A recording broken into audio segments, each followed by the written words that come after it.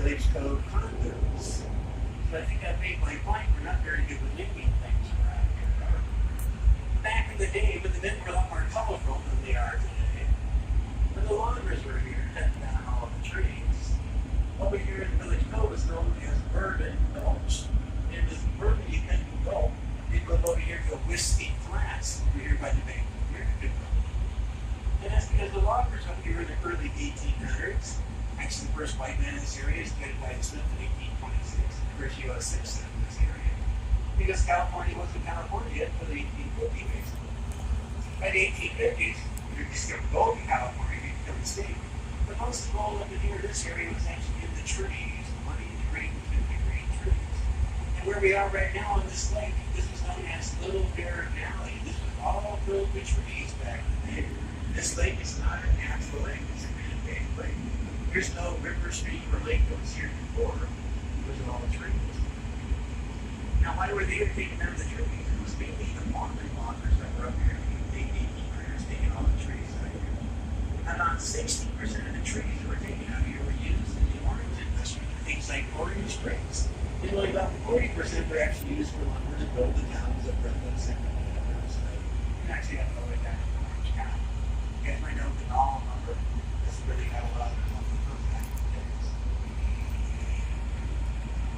What the Mormons were doing is they were stopping off in San Pedro and San Diego, and then coming up here to go over the Cajon Pass to go to Salt Lake City. It was easier to do it from the West Coast than to get there from the East Coast. So we had a huge Mormon population down here in San Diego. But in the late 1800s, Salt Lake City thought they were going to be attacked by the U.S. government. So they called back all the believers from California to come out to Salt Lake City. The only people that stayed behind were the non-believers. So that's actually who kind of helped start San Diego to be super people down here with the non-believers. So that's why I was in California. Over here, these condos, they're the first condos that built on the bay in the 1980s. And we see the one here somewhat on the point, the second one from the point, we see the green canoe hanging from that second-story balcony right there. That was Axl Rose's place. It was from AC/DC, Guns N' Roses, that they had Welcome to the Jungle. And that was his place. Apparently there was his doorbell too. So when they ring the doorbell 2 or 3 blocks before the Beatles show, they learned how Welcome to the Jungle to get all the neighbors to do. Which knocked about $40,000 back in the 1980s. Right now it's over about $1 million. Well, maybe his place was my place. I worked hard for the pool table. He wasn't Prince. I don't know if he did the price for it. But maybe a lot of his condos for $1 million because it's something like dock space also. It's not really a nice condo, it's on a nice lake. But the idea that they have dock space is really important. Because if you go around the lake, you can see that a lot of these docks are really squeezed in close together. Now, there's not many boats on the lake right now, because most people take their boats out over the Labor Day weekend, and then just go back up on Memorial Day weekend and take them home. Before we go too far along, all the way back there in that bay, you can see that cabin surrounded by all those trees. You can call it a cabin, right? And the small trees below, they're actually about 20 to 30 foot tall. They don't have any leaves or anything, so it's kind of hard to see. But those are apple trees from the 1890s. Those trees still produce apples. They're a crown apple, not the best apple for eating. And they make good pies, good jellies and dinners. But they're a necessity for the cattle jack, the way it might be bigger than the lumberjacks were making. These orchards were planted by the Mormons.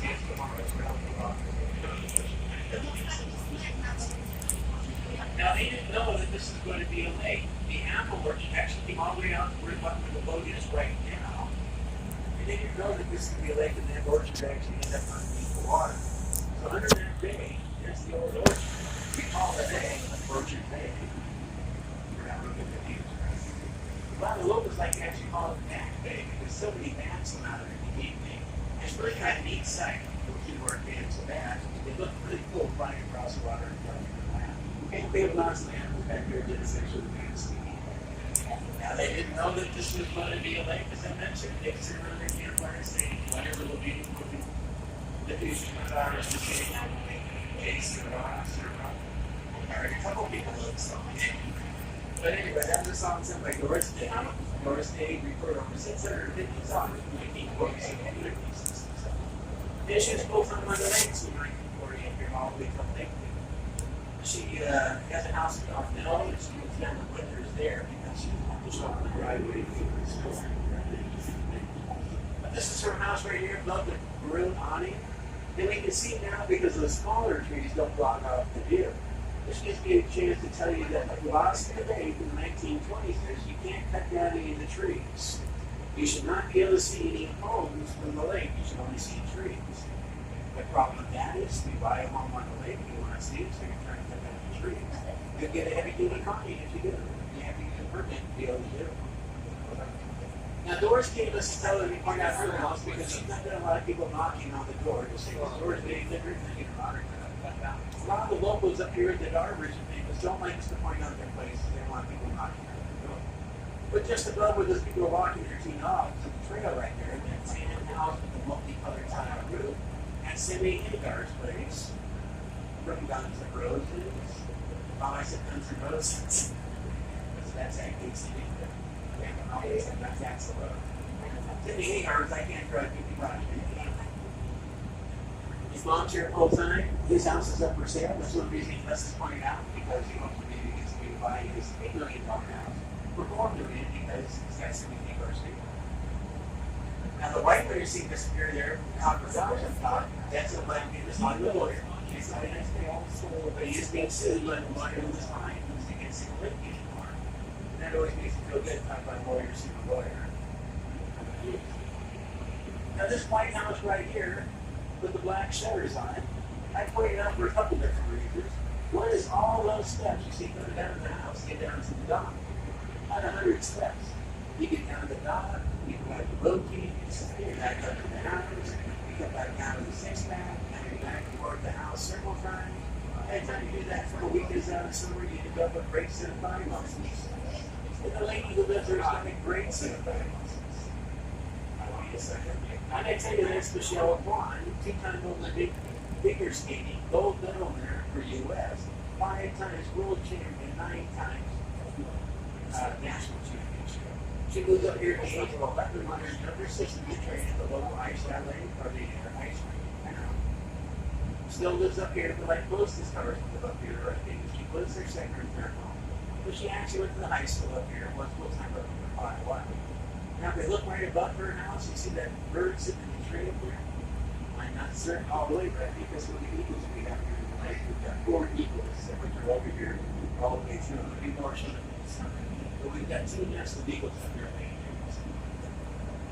Now, this White House here with the oars below the window, black shutters again, and the cute boathouse down here away from black shutters. That's a great representation of the 1920s house. The 1920s is when they first started building on the lake down here. And there was rules, regulations, and restrictions, as there still is now, on certain styles and others. That's a great representation of the 1920s. Another reason we really point that one out is just above there was Shirley Temple's childhood at home. Shirley Temple's childhood started back in 30s, 40s, 50s. This was her full-time residence as she was a child. She later becomes an ambassador in both the Union and Czechoslovakia. One of the president's protocol board and the other office. I'm pointing out this house right here with the yellow crane. That's where the pump resided, the water pump. So that's called the water pump. The 3 pipes that are coming out of that structure go down about 140 feet to the lake, pump the water, full clean water from the bottom of the lake. They deliver it to the local residents around here, about 8,000 residents, about 12,000 altogether. People lines. And they like to brag that they're getting Arrowhead water like on the faucets. In fact, they say that yes, they make faucets with Arrowhead they flush. But this is not the Arrowhead bottled water that you get in the markets. That comes from another spot. You go plant to go around the lake. It doesn't come from the lake. Now, we do have a lake here, and I mentioned this was the valley filled with trees. Little Bear Valley, as it was known. Think about all the trees. We had a Bear Valley where they put that in. They created apple orchards. That didn't work out really good because the slope of the land and the soil. And so what to do with all this barren land up here? 3 guys in Chicago came up with a get-rich quick scheme. And one is actually Campbell from Procter & Gamble. And their thought is that they're going to take this and turn it into a lake or a reservoir. One of 7 lakes in a system they lift the water to the orange grove down there in San Bernardino, side of Orange County. So they buy the property and start to build the dam. And just at the dam we're seeing up here in front of us, you can see the cars going across this, and this looks like another part of Highway 173. Look at the taller trees you see over here on the right. And just about where that car just disappeared up here by that hill, that's the top of the dam, right? About 720 feet wide, about 200 feet straight down, and 1,100 feet wide at the base. Now it does have a cement floor to it. That's what they laid the dirt up against. But the time they're building this in the early 1900s, this was the tallest or biggest dam in the world at that time. So we have the record for that. Now before we make the turn here, I'm going to point out this bay over here. It's the deepest bay on the lake at about 140 feet deep. It's nice because it turns the water nice emerald green back there. You know, locals like to say it's a gem of the bay. It's a jewel in its own way. We're going to call it Emerald Bay. We're not going to do the name. But in the back of Emerald Bay, back where we see that blue canvas on the dock back there, here's an 8-foot tall tunnel. That was like deliver some of water from this lake to another lake. And this is to be one in the 7 lakes. One of 7 lakes, but they're okay, so we come up here against the dam. I'm going to give you another little story about 1971. I'm sorry, I caught my eye, but I thought it was one of the Eagles' nests. Actually, one of the Eagles' nests is up here in that second street from the last. But I can't tell if that's the same on top of this or if there's just a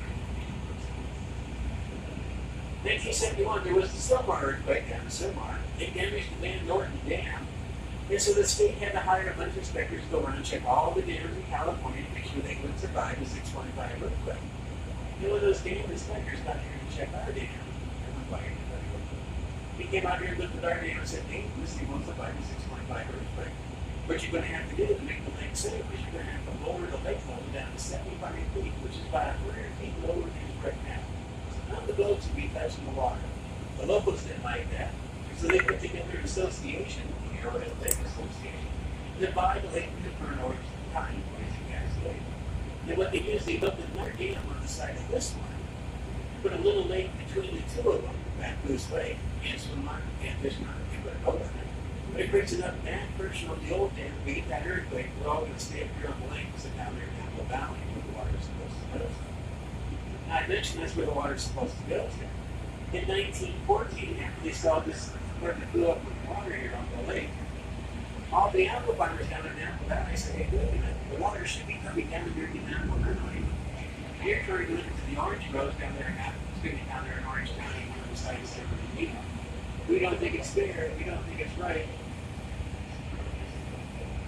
This is the big thing during the summer, people waving the boat, a bunch of these gets to honk the horn. About a month ago, we got a local letter from a local here with a deceased and honking the horn because it made his dogs bark. Go crazy. It's going to be impossible during the summer to be honk horns all the time before the summer. People want to away and go to their barns.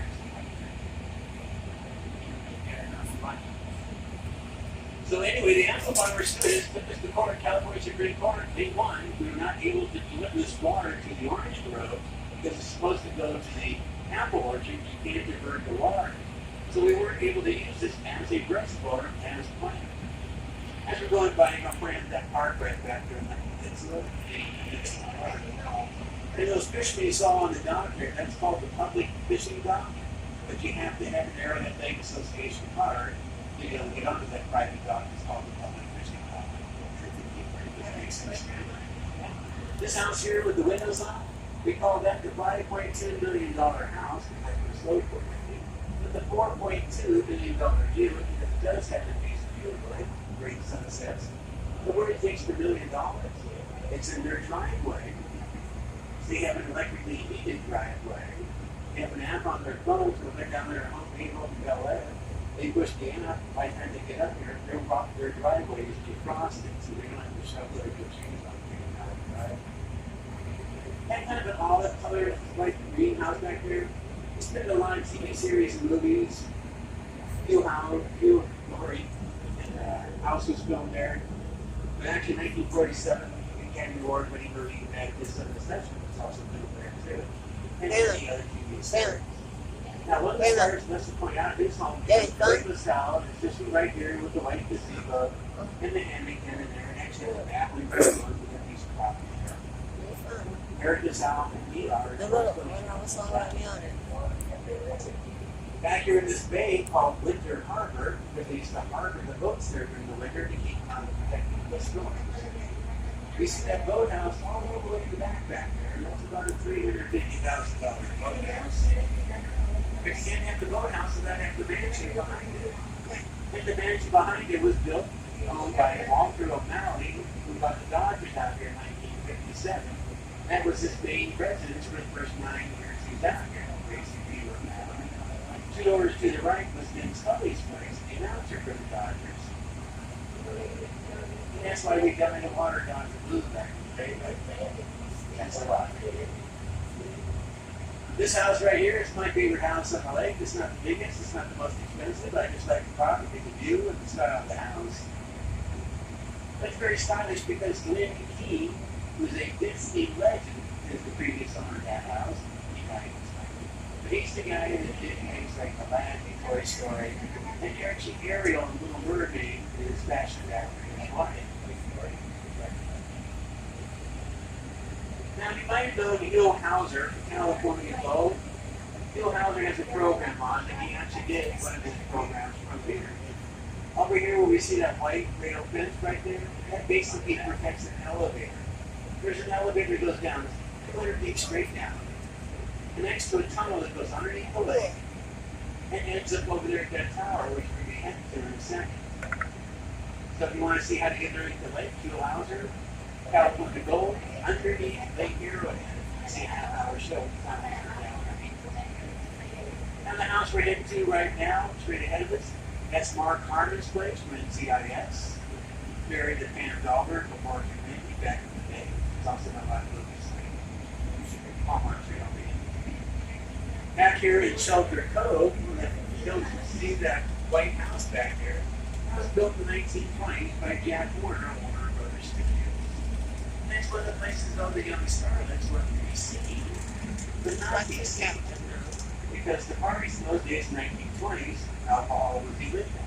It was the roaring 20s. And so these had big parties back here that people didn't get to because they were invited to.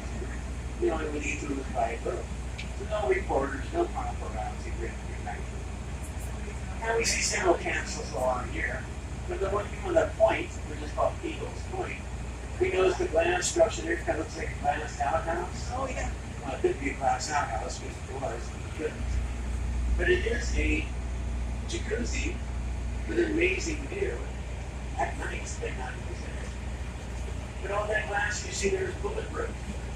And that stonework you see at the bottom of that house is somewhat bonkers. It's bulletproof. You can see the steel doors, the small steel windows in that stonework at the bottom. Because the guy who built that house, named Walter Probst, was a famous copper baron. Pretty cool so far. Trying to get his opinion on me and Doris money. Well, President Nixon, President Ford, and President Reagan, the California presidents, brought this house quite a bit. Now it's for sale lately. Probably going to go for somewhere between $6 and $8 million. Actually, a big store right there. But Walter Probst's wife was Carol Probst, the famous ice balling star. And she wanted to build an ice rink there in the front yard for the local teenagers to play in. They wouldn't permit it for her, so she built the ice castle, the ice ballet in town with Joe Quan, her younger sister, and about 11 other Olympians trained at from the LA Kings hockey training there too. Now normally we don't come out here around the tower this way. I've been doing it today because they've been painting the tower. And usually I can say the blue tower. Now I don't know if it's going to stay this gray or this primer is going to paint it. But about 3 weeks ago, the water was about 25 feet lower, so they could have painted the whole thing much more of it than this. But I can't show you the fill line anymore. I showed you when the lake is full. But we're pretty much at full level where it's filled right now. Now I mentioned that the dam was the world record setter for earthen dams back in the early 1900s. This is the record setter, actually the tallest man-made structure in the world in the early 1900s at over 200 foot tall. Now you got to remember too, when they built this here, LA wasn't even LA, it was still San Diego Coalition. So we're hanging out in the middle of nowhere, a lake in the middle of nowhere, We got this structure sitting out here. Any clues on what it's for?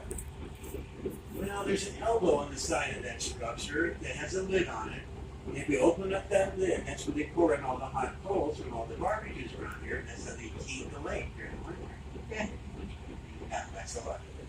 But if you did lift up that elbow, lid on that elbow, the water would go pouring into this structure. It's a hollow structure, but so much force and energy that it sent water through 61 miles of tunnels that go underneath the lake, over the mountains, and go to the water down to those thirsty oranges down there in San Bernardino River, Orange County. But we lost that apples and oranges case back in 1914. Apples won. Oranges don't get any water for years. We never got to use that structure as it was meant to be used as both hydroelectric and to deliver the water to the system. Well, since they lost that, we ended up becoming a resort for this thing. Now, this point right here, I mentioned that is known as Eagles Point. And you can see the tree that's broken right there. That broke about a month ago. So maybe standing on a lake we had up here. They did a lot of damage around the lake.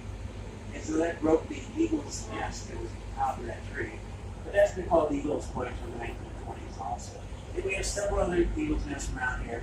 One of about a dozen eagles that will be up here during the summer. But we have two mating pairs that stay here around.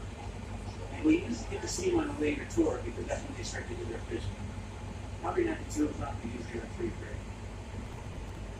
Now they're going past Eagles Point, this gray house up here, that's one of the original ones on the lake. You can see it looks a little smaller, it's a nice place. But compared to the big mansions they're building around now. This was owned by Telly Savalas. He was a guy on Kojak, who loved you, baby, the 6-year-old pop sucker. I always look around because he's one or two people that remember that. I remember. He actually had a gold album in the 1970s called M, so he multi-talented. He won the Academy Award for Best Supporting Actor with Birdman and Alcatraz, Birdman Castle. So he was the supporting actor in that one. And so, yes, he was working on the lake here for all those years, too. Now, they're coming along here, you know, there's nice Guys, docks. with ones of our stats, so we'll stop the video right now. I'll see you guys later. Peace out. Have a really rough day. Bye, everybody. Peace out. Now, you notice these guys, in Timothy,